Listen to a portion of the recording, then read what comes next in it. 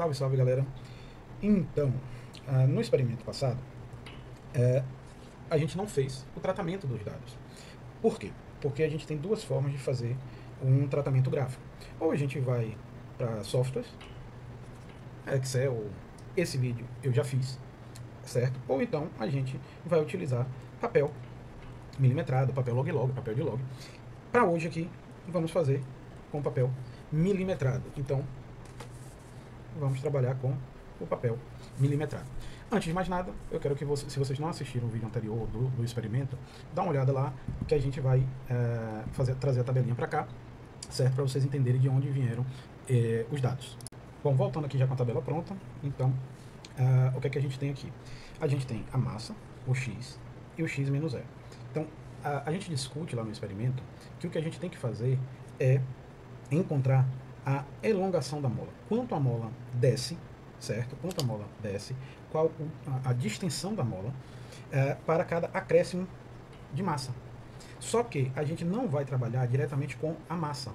A gente vai trabalhar com o peso. Tá, mas como é isso? É bem simples, gente. Ó, o peso, ele vai fazer com que a massinha seja atraída, certo? Esse foi o nosso experimento, correto? Só que essa massinha, ela não chega ao chão. Por quê? À medida que ela vai esticando a mola, essa mola vai reagindo. Ela tem essa força aqui que a gente chama de força elástica, né? Isso foi o que a gente viu lá em sala. E essa força elástica, ela vai aumentar até que ela equilibre a força-peso. Então, o que a gente quer, na verdade, é estudar essa força elástica. Como a gente mede o comprimento da mola, a distensão da mola no equilíbrio, então quer dizer que no equilíbrio a força-peso e a força elástica são iguais. Então, se a gente estuda a força-peso e o efeito dela, que é a distensão da mola, então a gente consegue estudar a força elástica, visto que a gente viu lá na teoria que a força elástica em módulo era igual a Kx. Então, será que é isso mesmo? O que a gente quer é verificar se essa expressão, ela de fato procede. Então, se a gente fizer um gráfico de x em função da força elástica, certo? Se a gente fizer um gráficozinho aqui de x em função da força elástica, será que é uma dependência linear? É isso que a gente quer verificar nesse experimento. Ok, mas por que é que a massa e a força elástica, elas têm o mesmo valor? Então, é porque a gente está usando o sistema técnico. E no sistema técnico, o peso, massa vezes a gravidade, a gente assume que a gravidade é uma unidade no sistema técnico. Então, consequentemente, o valor nominal da massa e da força-peso no sistema técnico são iguais. Percebam que houve uma mudança de unidade. Eu falei que o valor nominal é o mesmo, mas as unidades são diferentes. A massa é medida em grama. O peso é medido em grama-força, GF. Então, apesar dos valores serem iguais, há uma mudança de unidade. Então, a gente comentou isso em sala, tem lá nas nossas apostilas e livros, que a gente já passou para vocês, certo? Mas se atentem para isso. A gente mediu o tamanho da mola para medirmos diretamente quanto a mola esticou. Dá para a gente fazer uma montagem ligeiramente diferente e já medir quanto a mola está esticando, certo? Eu falo melhor disso no primeiro vídeo, que a gente mostra como foi a montagem. Certo, galera? Vamos prosseguir. Temos a tabela. Uma vez que a gente tem a tabela, uma vez que a gente sabe o que foi que a gente mediu, a gente pode fazer o nosso gráfico, certo? Recomendo que vocês também dêem uma olhada em como fazer esses gráficos utilizando software, no caso o Excel, certo? E tem algumas coisinhas que eu explico lá que vai ajudar vocês a preencher isso de forma mais automatizada e economizar tempo, certo? Bom, então, o que é que a gente vai fazer? Como a gente quer verificar uma dependência linear, então a gente vai pegar um papel que nos permita fazer gráficos lineares. Então vamos pegar um papel milimetrado e, se vocês perceberem, tudo bem que aqui por conta da perspectiva da câmera está um pouquinho deformada, mas esse papel aqui, ele é um papel centimetrado, certo? A gente tem aqui 18 centímetros, certo? Por 26 centímetros. Então, esse tamanho aqui, 26, o tamanho maior 26, e o menorzinho 18. O gráfico que a gente precisa fazer, ele tem aqui 159, certo? Então vamos arredondar isso aqui para 160, e aqui 5 é um pouco mais, 5,2 é um pouco mais do que 5. Então, o que é que a gente vai fazer? A gente tem que fazer uma escolha para que a gente utilize o máximo possível da nossa folha de dados, certo? Mas ao mesmo tempo que ofereça facilidade para a gente colocar os pontos aqui. O exemplo que eu vou dar para vocês vai ser o seguinte. esse 160 esse mesmo 160 aqui. Então, uh, a gente não precisa fazer com que a escala em Y e a em X, elas sejam iguais, certo? Elas não precisam ser iguais. Então, vamos lá. A gente precisa de 16 centímetros para representar bem 160 unidades da força-peso. Então, a gente pode fazer isso, ó. Aqui a gente tem 5, aqui a gente tem 10 e aqui a gente tem 15. Então, o 16 vai dar aqui. Então, a gente pode utilizar aqui cada centímetro vai equivaler a 10 gramas forças. Então, 50 gramas força, 100 gramas força, 150 gramas força.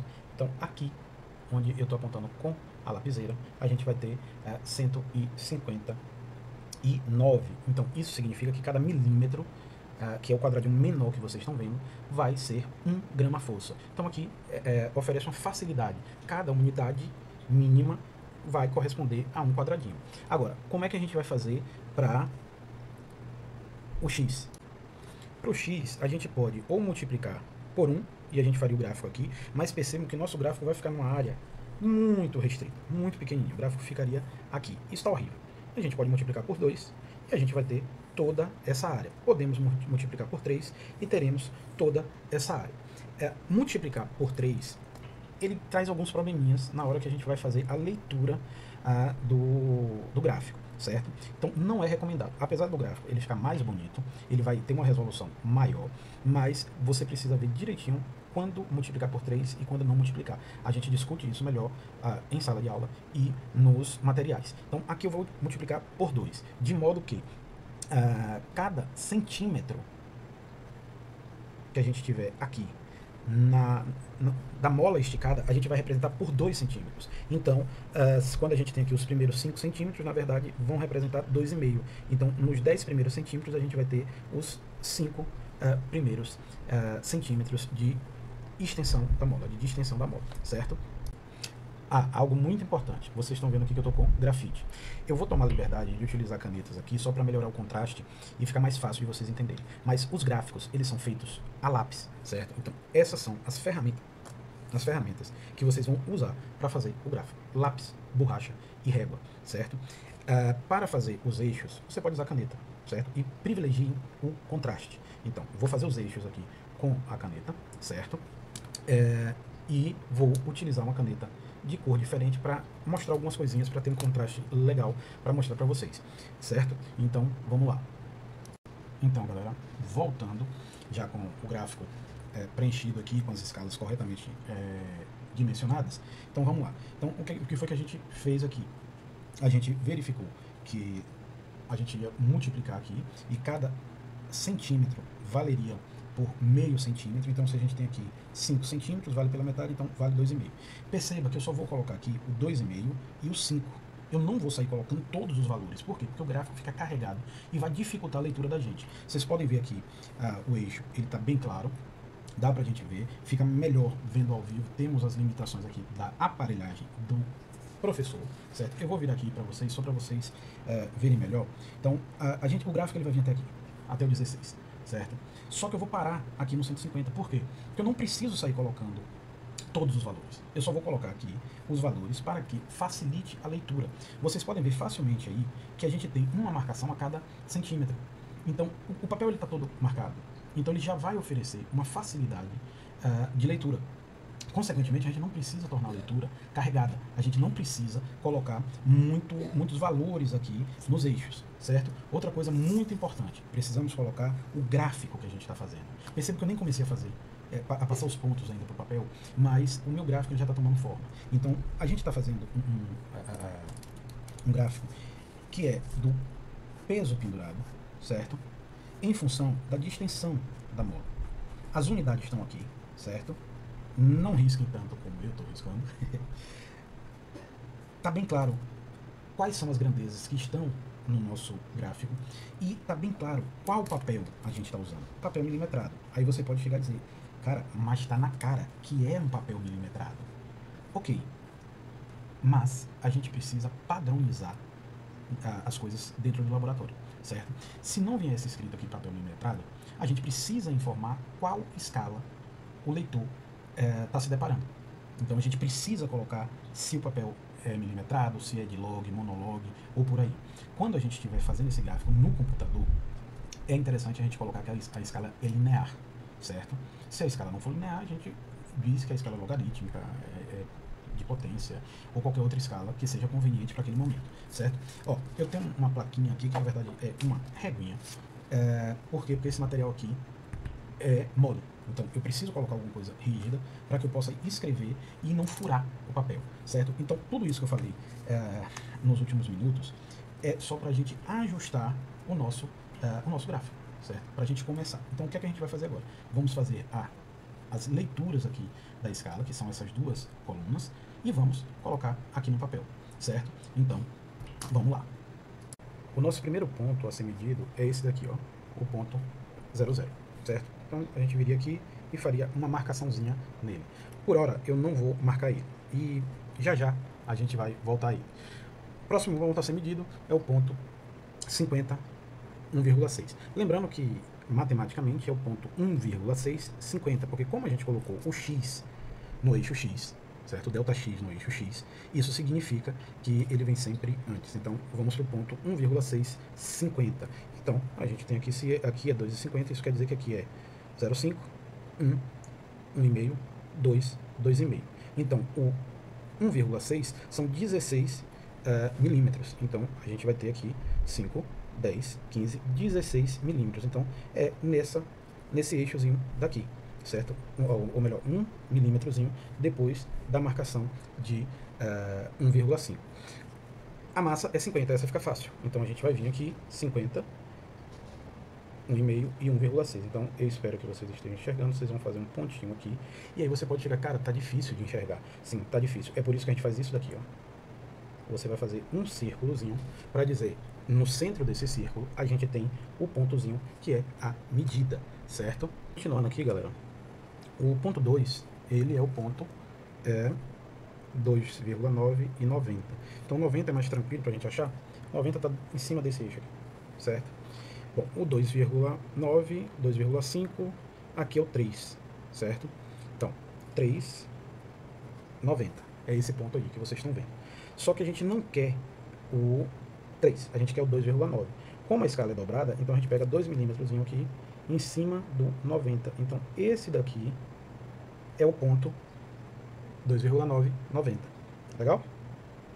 Vamos para o próximo. O próximo é o 105. Tá, aí o 105 é o seguinte, depois eu vou apagar, aqui é o 110. Não façam isso. Não fiquem riscando, porque depois a gente fica apagando, é ruim, mas eu preciso que vocês vejam isso no vídeo. Então, o 110, ele está aqui, em cima desse tracinho mais forte que vocês estão vendo. O 105 está no meio. Então, 5 milímetros para cima. E a gente quer aqui que o 105 coincida com 3,4.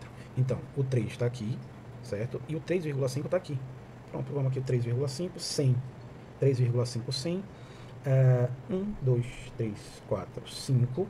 Então, estamos aqui no ponto 105, 3,5, ou melhor, 3,5, 105. Mas a gente quer o 3,4. Então, 2 milímetros para menos. O 3,5 vira o 3,4. Então, temos aqui o nosso terceiro ponto. Olha que legal, a gente já vê aqui os pontinhos, a retinha experimental, certo? Está bem próximo. Então, é uma forma da gente ver se está fazendo corretamente, certo? Se der algum desvio, dá uma olhada se está marcando certinho. Se estiver marcando certo e teve desvio, duas possibilidades. Você pode ter medido errado, ou então você pode ter medido certo outra coisa que não o ΔX, certo? Bom, vamos continuar? Continuando, né? Então, aqui é o 110. A gente quer ir agora para o 115 e 3,8. Então, vamos lá.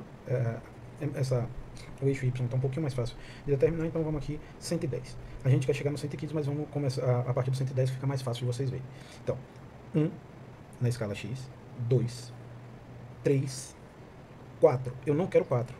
E eu também não quero 110. Então, 110 na escala Y, 111, 12, 13, 14, 15. Então, esse ponto daqui é o 415. Eu também não quero 4, então vou voltar a 4 casinhas, porque cada 2 casinhas é 1 milímetro. Então, 3,9 e 3,8. Então, marco o 3,8, faço a marcaçãozinha e está aí. Agora eu quero 125 e 4,1. Então o que é que eu vou fazer? Eu vou partir do 120, subo para 125, do 4 eu vou para o 4.1. Então 100, 110, 120. 1, 2, 3, 4. Então esse é o ponto 120, 4. Só que eu não quero 120, eu quero 125. Então 1, 2, 3, 4, 5. E eu não quero 4, eu quero o 4.1. Então já estou em cima do 125, vou 2 milímetros para frente, e aí eu acabei de achar o pontozinho que eu queria. Então marco ele aqui, faço um círculo para demonstrar onde ele está, e aí mais um pontozinho medido. Agora é o ponto 147, 48, ou melhor, 4,8, 147. Então vamos a partir do 150 e a gente subtrai 3 e vamos até o 5. Então é justamente esse ponto aqui, a gente vai partir do 5 e do 150. Então, partindo desse ponto aqui, certo? O que é que a gente precisa fazer? A gente precisa descer 3 milímetros em Y para que a gente chegue ao 147. E a gente precisa ir para a esquerda 6 centímetros. Desculpa. A gente precisa sair do 5 e ir para o 4,8 no eixo X. Então, cada 2 milímetros é uma unidade, é 0,1. Então, aqui a gente está no ponto 4,9, 147, vou voltar para a esquerda mais 2, pronto, aqui, esse pontozinho daqui, agora é o ponto 4,8, 147. Vamos ao último ponto, que é o 5.2, 159. Então, 159, aproximadamente 160, vai estar em cima dessa linha aqui mais forte que vocês estão vendo, e o 5.2 a gente pode tomar como base o 5, então 5, 160. Eu volto 1 para ir para o 159 e para sair do 5 e ir para o 5.2 eu vou para a direita. Duas unidadezinhas para a direita, eu estou no 5.1, mais duas, 5.2. Então aqui é o ponto 5.2, 159. Pronto, terminamos aqui o gráfico. E aí agora a gente vai para o tratamento dele, certo? Então vamos lá. A gente vai fazer a nossa melhor reta, certo? Aí eu quero chamar a atenção para vocês uma coisa. A gente está assumindo que o ponto 00, ou seja, quando a gente não tem massa nenhuma pendurada, não tem nenhuma força sendo exercida, a mola está partindo da sua posição inicial. Então ela não foi esticada nada. Se ela não foi esticada nada, esse ponto 00, ele é um ponto verdadeiro, ele é um ponto experimental. E aí tem uma outra coisa. A nossa função é a função força elástica igual a Kx. Se realmente é isso, e ao que tudo indica, por essa medida aqui, B é zero. Então teria aqui um B, lembram lá da função de primeiro grau? Y é igual a x mais B. Esse cara daqui é exatamente o ponto onde a gente corta o eixo Y. E para que o ponto 00 seja um ponto, esse cara tem que ser zero. Se esse cara é zero, fica apenas Kx, ou seja, o A e o X. E esse A, pra gente, é justamente o nosso Kx. Então, vamos fazer a nossa reta aqui. Então, vocês vão pegar a régua, vocês vão colocar exatamente ela em cima do ponto zero, e vocês vão variar o ângulo de forma que a régua passe o melhor possível em cima dos pontos experimentais. Então, aqui para ficar melhor para mim, eu acho que é essa daqui, certo? Então, no caso de vocês, da reta de vocês, pode ser diferente. E aí, uma vez que a gente determinou quem é a reta experimental, a gente vai lá e marca. Então, eu vou marcar, eu só vou parar aqui o vídeo para ficar mais fácil para mim. Prontinho, tá aqui a minha melhor reta. Bom, eu coloquei uma cor diferente aqui pela simples razão de dar contraste, certo? E agora o que é que a gente vai ter que fazer? A gente tem que tirar a equação da reta. Ah tá, como é que faz isso? Eu me esqueci. Tá, não tem problema, a gente vai aprender, certo? Então, temos aqui uma função de primeiro grau, y e x. Essa é a reta que a gente quer achar a função. Como é que a gente faz? A gente precisa de dois pontos, né? Então a gente vai, pega esse ponto e pega esse ponto. Pega em pontos distantes. Lembra do que a gente discutiu em sala? Se você pegar pontos muito juntos, o erro é maior. Então, pontos o mais distante possível. Uma vez que você pegou esses pontos, que você conhece esses pontos, certo? Então, você consegue determinar o coeficiente angular da reta. Como é que a gente faz isso? A gente usa trigonometria. Basicamente o que a gente usa é trigonometria. Então, esse pedaço daqui, a gente sai de um x1 e chega em um x2. Então, aqui embaixo a gente tem um delta x. Aqui a gente tem um delta y, que a gente saiu de y1 e chegamos em y2. A gente aprendeu que a tangente de um ângulo, e o ângulo em questão é esse daqui, é cateto oposto sobre hipotenusa. Ou, desculpa, sobre o cateto adjacente. Desculpa. Então, consequentemente, a gente pode determinar que é esse valor. Então, basta substituir os valores. Então, y2 menos y1 dividido por x2 menos x1. Então, a gente vai fazer isso aqui, agora, certo? Só que aqui tem um porém. Como é que a gente vai fazer essa medida? Eu tenho aqui um gráfico que eu vou explicar para vocês como fazer a medida dos pontos no nosso gráfico, certo? Então, beleza. Aqui não está quadriculado, certo? Não estava. Agora passou a estar quadriculado. E aí o que é que a gente vai fazer? O que a gente vai fazer é o seguinte. A gente tem que procurar pontos que nos ofereçam uma facilidade de medir, certo? Então, como é que a gente vai fazer isso? Percebam aqui, ó. Esse ponto daqui, ele passa na beirada do quadriculado. Mas ele não está no meio, não está exatamente no quadriculado, ele não é um bom ponto. Percebam agora esse outro ponto aqui, ó. Tá vendo aqui? Esse ponto, o gráfico, ele está exatamente em cima do quadriculado. E a gente conhece as medidas do quadriculado. Então isso vai facilitar a nossa medida. Então esse pode ser um ponto legal para a gente medir. Esse daqui seria outro ponto legal. Percebem? Que a gente consegue ver. Quer ver outro ponto que aparentemente não é legal, mas ele também é um ponto bom para ser medido? Esse daqui, ó. Esse ponto daqui. Porque ele está passando no meio de uma marcação.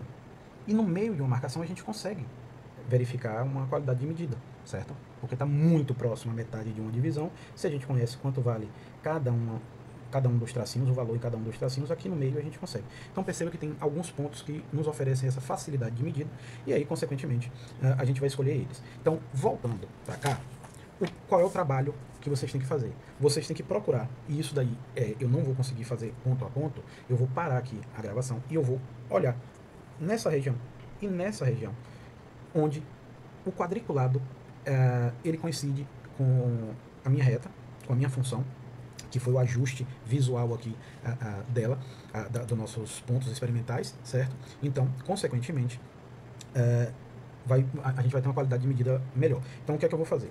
Vou parar aqui e vou fazer as medidas. Uma outra coisa, percebam, ó, que esse pontinho está para cima, esse está para baixo, esse está para baixo, esse daqui está coincidindo e tal. Então, a questão é essa, a gente tem que pegar visualmente uma reta que passe ou por cima de todos os pontos, ou que passe o mais próximo de todos os pontos. Ou seja, a gente tem que diminuir a dispersão desses pontos. E aí oferece uma qualidade melhor. Quando a gente usa o software como o Excel e tal, ele faz um cálculozinho que ele minimiza essa dispersão, certo? Tem os ajustes lineares aí, certo? A gente tem um método dos mínimos quadrados que faz essa continha pra gente, e aí, consequentemente, não fica no olhômetro, digamos assim.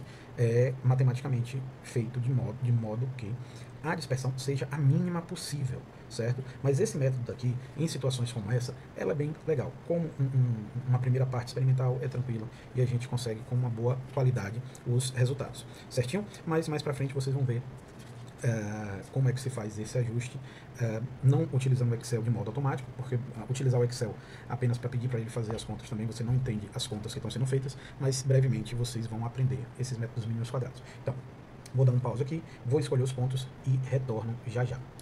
Fiz as minhas escolhas e agora vou mostrar aqui para vocês. Então, perceba que eu fiz todo o gráfico a lápis, certo? Coloquei os eixos de caneta, a curva, tenta colocar de um vermelhinho, uma cor que facilite a sua leitura, que dê um contraste legal. E as escolhas dos pontos, poderia ser em preto, poderia ser inclusive em vermelho. Coloquei em azul, só para dar esse contraste aí para vocês. Vocês podem fazer isso tudo a lápis. É melhor, porque caso ocorra algum errinho, dá para vocês apagarem. Então, é melhor que seja feito a lápis. Mas aqui eu coloquei para que vocês pudessem enxergar, para dar esse contraste, certo? Então, temos aqui os valores. E aí, o que é que a gente vai fazer agora? A gente vai fazer a nossa equação da reta, certo? Então, vamos lá. De posse dos dois pontos, então, o que é que a gente precisa? A gente tem que... a gente precisa do ΔX e do ΔY. O nosso ΔX é ΔX. O nosso ΔY é o delta força elástica, que na verdade é ΔP, certo? Do peso pendurado. Então, vamos lá. Quem vai ser o nosso ΔX? ΔX vai ser 5,10 menos 0,65.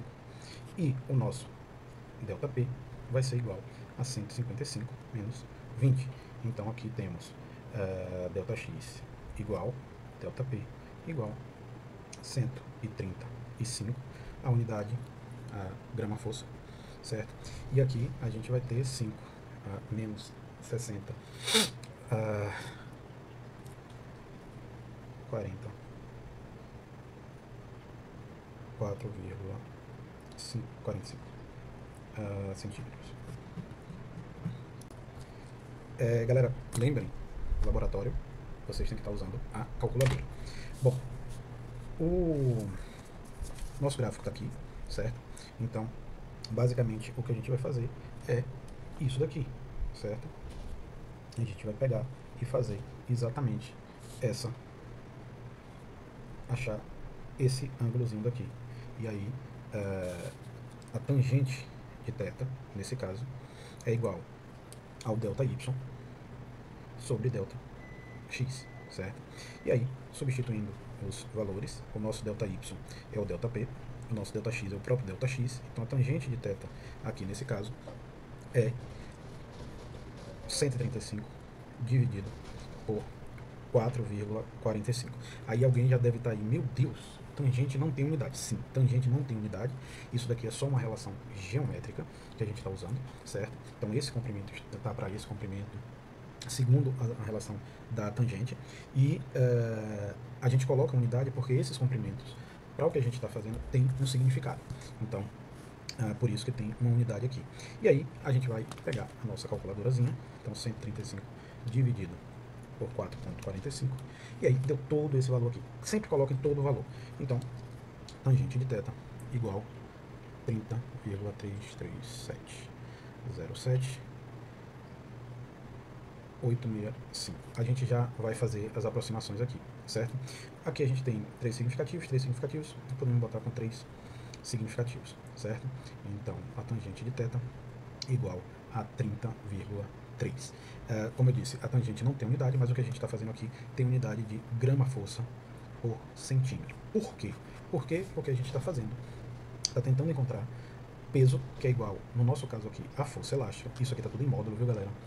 Kx. Então, esse K é justamente a tangente de θ, certo? E aí, consequentemente, o que a gente tem aqui? A gente tem que a nossa equaçãozinha é a força elástica igual a o nosso K, que é 30,3 vezes x, ou, se vocês preferirem, ainda força elástica igual a 30,3 delta x, certo? Rigorosamente, o que a gente fez foi a força-peso, o peso pendurado é igual a 30,3 vezes ΔX. Como essa força-peso ela tem um lastro na força elástica, ou seja, a gente mediu a força-peso quando a massinha estava em equilíbrio, então a força-peso é igual à força elástica. E aí, consequentemente, essa variação da força-peso que a gente pôde medir, ela equivale à força elástica. Então, essa daqui é a equaçãozinha da mola, certo? Valeu, galera. Aliás, não acabou não. Vocês vão assistir o vídeo do Excel e aí vocês vão comparar. Alguém me diz que a diferença é menor do que 1%. Ou seja, esse método que a gente viu aqui hoje, que a gente estudou aqui hoje, ele é bom o suficiente para que, comparado ao Excel, que utiliza o método mínimo quadrado, eles tenha essa qualidade de medida, certo, gente? Então, percebam aí que isso daqui é válido e é muito bom, certo? Aqui eu vou colocar as contazinhas. Então, perceba, quando vocês forem fazer o relatório, essas contas todas tem que estar no verso do relatório, em alguma folha, em algum anexo. Só que eu vou passar ela aqui de forma mais resumida para a gente apresentar isso daqui no relatório final. Já já eu volto. Então, galera, vocês podem apresentar o gráfico de vocês assim, talvez com um pouco até menos de conta, mas repare que aqui você faz o passo a passo, certo? Isso tem que ter no relatório, Porque eu preciso avaliar vocês. Eu preciso saber onde vocês estão errando para eu conseguir dar as dicas, corrigir vocês, saber onde é que vocês estão errando, certo? Mas num trabalho em que você só precisa apresentar os resultados, aqui já tem mais do que o suficiente, certo? Então aqui está mais ilustrativo do que o que precisa. Na verdade, você não precisaria fazer tanta coisa. Então esse daqui é um relatório para mim, um relatório profissional. Vocês não precisam escrever aqui, vocês só precisariam colocar a função aqui no final. E toda essa parte aqui é desnecessária. Mas por que eu estou fazendo desse jeito? Porque aqui é um vídeo didático, para que vocês entendam como é. Então, basicamente, tem tudo que a gente está fazendo aqui nesse gráfico. Então, eu acho que o vídeo vai dar umas meia hora, mas ficou bem detalhado, certo? Espero que ajude vocês nos relatórios desse semestre e nos próximos. Valeu, galera. Não esqueça de comparar esse resultado, esse procedimento com o procedimento lá feito no Excel, certo? E compara a qualidade deles dois e os valores, para vocês terem uma ideia do que tem de bom e ruim em cada um dos métodos. Valeu, galera. Até a próxima.